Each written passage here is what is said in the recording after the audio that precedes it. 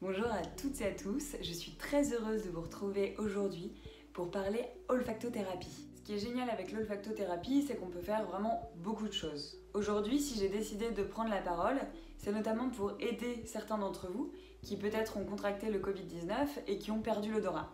Et donc c'est grâce à l'olfactothérapie qu'on va pouvoir rééduquer son organisme progressivement pour qu'il puisse retrouver l'odorat selon les recommandations de la HAS. Et donc ça va passer vraiment par des exercices très réguliers, donc tous les jours. Et donc on va suivre le protocole de la HAS pour permettre à l'organisme de retrouver progressivement l'odorat. Avec Meden, on fait régulièrement des productions puisqu'on propose des compositions à base d'huiles essentielles et d'huiles végétales. On a beaucoup de flacons d'huile essentielle vides. Donc au lieu de les jeter, on a décidé de les récupérer depuis un petit moment et on prévoit de proposer une boîte de 4 huiles essentielles vides pour vous permettre de commencer cette rééducation olfactive.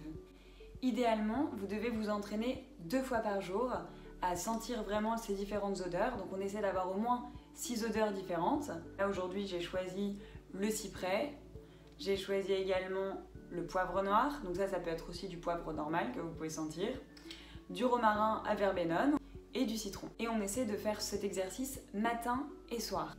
C'est aussi très important de prévoir une pièce calme, sans distraction olfactive, donc c'est-à-dire vous évitez après manger ou avant manger, ou vous évitez d'utiliser une bougie ou un parfum d'ambiance pour vraiment vous concentrer sur ces qualités olfactives de chaque huile essentielle ou des autres produits que vous avez à votre disposition. Ce qui peut être aussi hyper intéressant pendant cet exercice, c'est d'associer ces odeurs à un souvenir précis identifié, soit un souvenir d'enfance ou soit un souvenir présent qui nous rend aussi heureux, et ça peut vraiment aider dans la rééducation olfactive. C'est aussi hyper important de lire le nom du produit avant de le respirer pour donner l'information au système sensoriel et lui permettre de faire le lien entre les deux informations. Malheureusement, la perte d'odorat est souvent liée aussi à la perte du goût. Et donc ce que je peux essayer de vous conseiller de faire, c'est vraiment de prendre le temps de manger lentement, d'identifier les aliments pour essayer de jouer avec des contrastes, soit très salés, soit très sucrés, soit des goûts plutôt épicés, vraiment quelque chose de fort pour essayer de stimuler le système et de stimuler vos glandes olfactives. Donc ça évidemment, on essaie de ne pas abuser de ces choses-là parce que ça pourrait après dérégler aussi votre organisme.